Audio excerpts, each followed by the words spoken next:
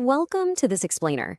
I want you to grab a warm cup of tea, maybe dim the lights a bit, and just settle in. Let's pretend we're sitting right across from each other in a cozy room, just bathed in this warm yellow glow.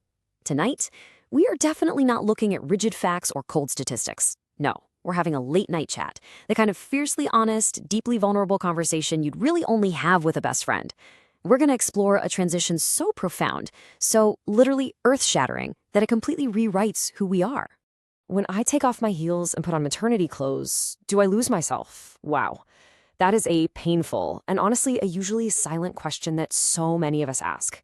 Whether you're a writer, a scholar, a corporate elite, you've spent years building your identity, right? Your career, your mind, and then suddenly biology takes the wheel. Do you just disappear? It's a terrifying thought. And hey, if you've ever felt even a tiny wave of guilt just for wondering that, I need you to know right now, you are absolutely not alone. Okay, let's dive into this. We're going to be grounding this explainer in the work of writer Rachel Cusk, specifically her brilliant, incredibly courageous memoir, A Life's Work. Cusk completely shatters that taboo of the endlessly cheerful, perfect mother.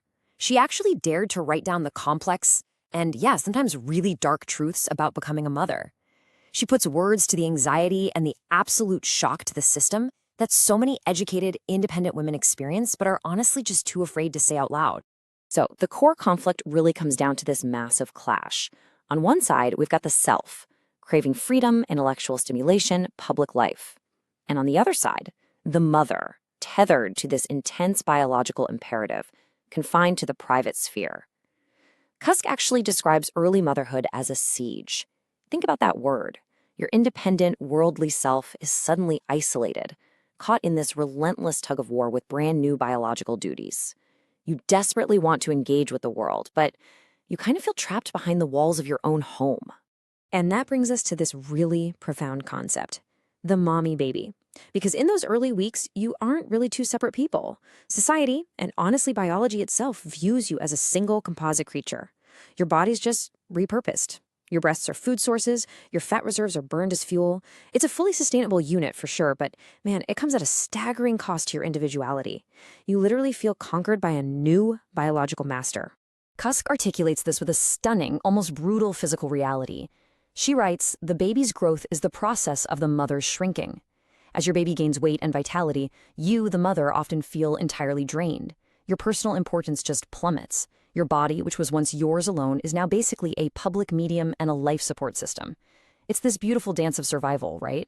But it fundamentally requires the mother to momentarily erase herself.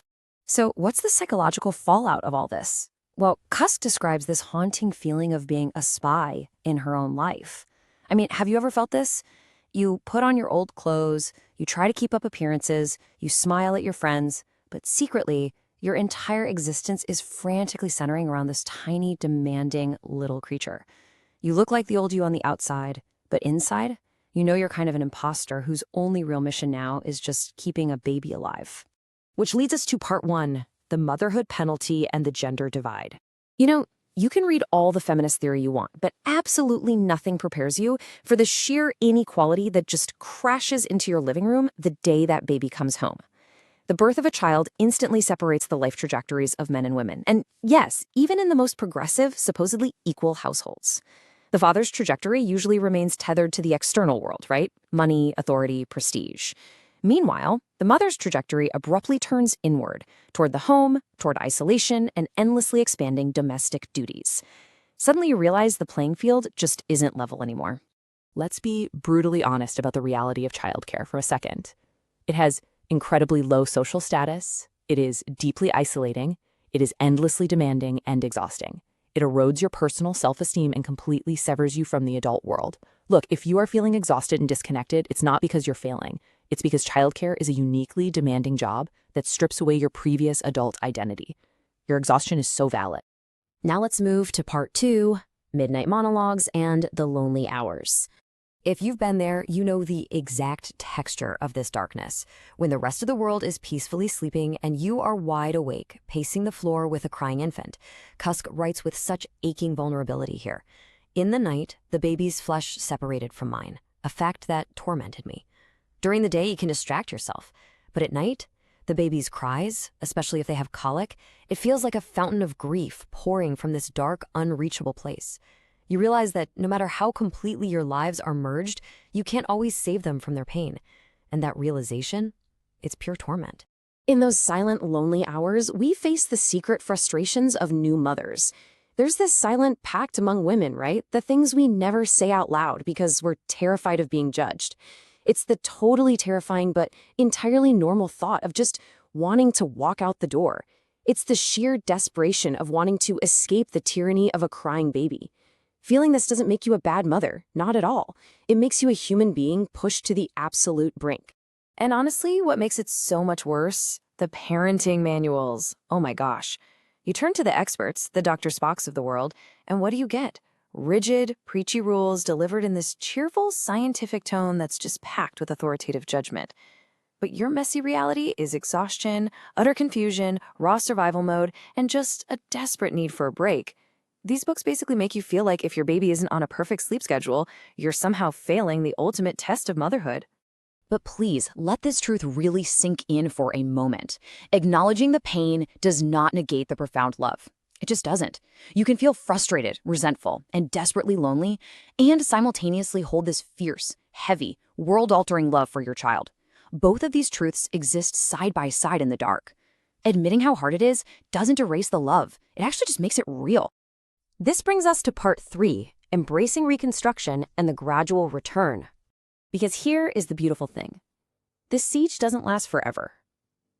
There is a slow, beautiful reconstruction of the self that happens. You won't be exactly the same, but the woman you were isn't gone forever.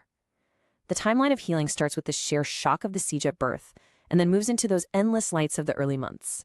But then, something shifts. Months later, the silent pauses return. The baby actually sleeps a little longer. You get to drink a cup of coffee while it's still hot. And by toddlerhood, as they literally start walking away from you, you catch glimpses of a new independence. The intense reliance slowly, finally loosens its grip. This might just be the most beautiful realization in Cusk's entire journey.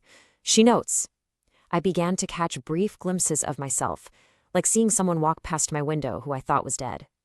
That independent, ambitious, worldly woman wasn't dead at all. She was just waiting in the wings. She returns, piece by piece, transformed and arguably so much stronger, having survived the profound surrender of early motherhood."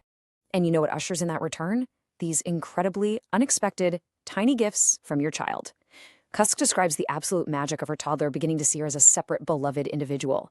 Her daughter giving up her lunch for her, tickling her feet, sneaking little leaves and shells into her pockets like little offerings, or neatly placing her boots on the floor. These tiny gestures are proof that the separation is happening, and it is beautiful. You are becoming you again, right there in the eyes of your child. So as we wrap up our late night chat here, I want to leave you with this final thought. Are you ready to give yourself grace? Can you forgive yourself for the messy, angry, deeply frightened moments and just embrace the beautiful, reconstructed woman you are becoming? You haven't lost yourself. You are being remade. And to every single woman navigating this profound transition right now, you are seen, your intellect is needed, and above all else, you are absolutely not alone. Thank you so much for joining me for this explainer. Keep giving yourself that grace.